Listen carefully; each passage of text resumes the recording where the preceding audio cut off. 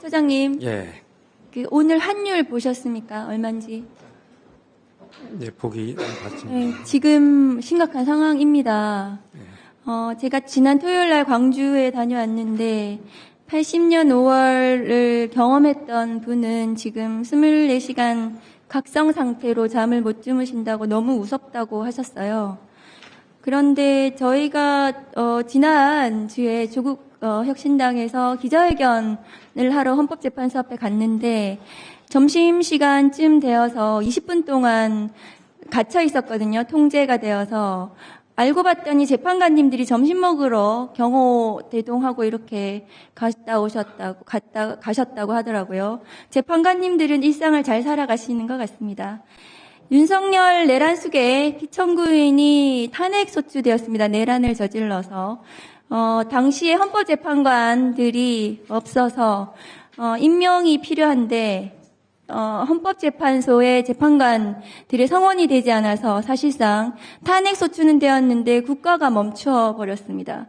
그런데도 불구하고 한덕수 권한대행, 최상목 권한대행이 줄줄이 재판관들을 제대로 임명하지 않았습니다. 급기야 헌법재판소에서 위헌이라는 판단을 받았습니다. 그런데도 불구하고 아직도 나머지 재판관에 대해서도 임명이 되지 않았습니다. 위헌적인 행위를 이 대행들이 계속해서 하고 있습니다. 국가는 헌법이 무너진 상태입니다. 4년 전에 윤석열 검찰총장 징계위원회도 마찬가지였습니다. 징계위원들에 대한 흔들기가 극도로 심했기 때문에 징계위원회가 제대로 소집되지 않았습니다. 일부 징계위원은 너무 많은 협박을 받아서 징계위원을 사퇴하기도 했고 연락이 두절되기도 했고 학교에 제대로 나가지도 못했습니다. 그래서 징계위원회는 제대로 만들어지지도 못했습니다. 그런데 윤석열 검찰총장은 징계위원회 하루 전에 1억씩, 2억씩 검사들에게 현금을 살포했습니다.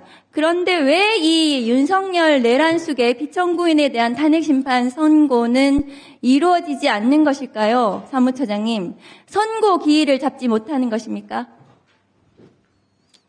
그것은 재판부에서 지금 결정할 문제시고요. 신속하게 선고하기 위해서 신속은 이미 끝난 것 같고요. 지났습니다. 그런데 사무처장님은 지난 1월 9일 국회 본회의에 오셔서 포고령 1호는 전부 위헌이라고 답변하셨습니다. 맞습니까? 그때 제가 그런 사건이 심리 중에 있다고 말씀을 드리면서 그때 헌법에 부합하냐는 질문에 대해서 아마 제가 부합하지 않는다는 취지로 답변을 그렇게 답변을 하셨습니다. 헌법재판소 사무처장님조차도 이 계엄은 말씀을 드렸습니다. 위헌 위법한 포고령이라고 판단을 하셨습니다. 그런데도 불구하고 이 선고가 늦어지는 것은 선고 기일은 그러면 다수결로 결정을 하는 것입니까? 처장님, 재판관들이 선고 기일 잡으려면 다수결로 결정해야 됩니까? 아니면 재판장이 결정을 하면 됩니까? 형사소송법 규정에 따라서. 그동안 어떻게 해왔습니까? 재판부에서 그거는 결정해서 하시는 것으로 알고 있습니다. 그러니까 그동안 어떻게 해왔습니까? 전원이 선고기일에 합의해야 됩니까? 아니면 다수결로 해야 됩니까? 아니면 재판장이 직권으로 지정을 할 수 있습니까?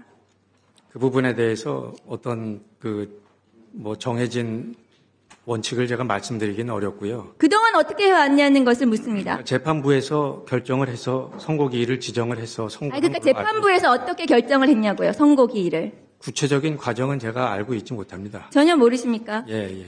그러면 사례에 따라 다르다고 말씀드려도 됩니까? 확인해도 됩니까? 그것도 제가 관여하지 않았기 때문에 알 수가 없습니다. 그럼 사무처장님은 국회에 나와서 국민들에게 답변을 할 의무가 있어요.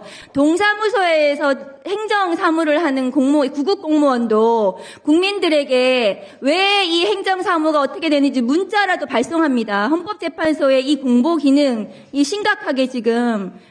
심각하다고 저는 생각을 합니다. 그리고 특정 재판관이 선고기일을 늦추고 의도적으로 계속 미루고 있으면서 국민의힘과 윤석열 측과 내통하고 있다는 정황이 확인이 되는데요. 사무처장님 알고 계십니까?